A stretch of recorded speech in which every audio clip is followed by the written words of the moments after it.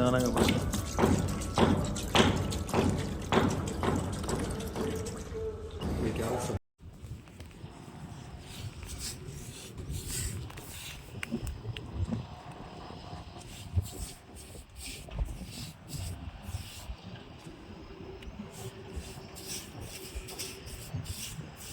Cement పాలు మాత్రం అంతేనా?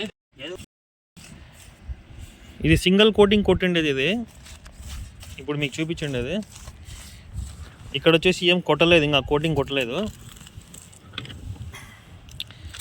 మనం అబ్జర్వ్ చేస్తే దీని మీద వాటర్ పోస్తున్నాను, వాటర్ అనేది స్ప్రెడ్ అయ్యింది.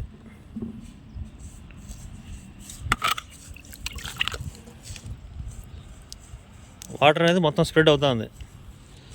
అదే వాటరు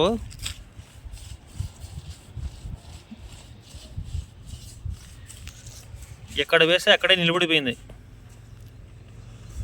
స్ప్రెడ్డింగ్ అనేది లేదు వాటర్. మీరు అబ్జర్వ్ చేయండి, వాటరు స్ప్రెడ్ అనేది ఇక్కడ లేదు. ఆడి వేస్తే ఆడి నిలబడిపోయింది. ఇది డ్యామ్ ప్రూఫ్ యొక్క యూసేజ్.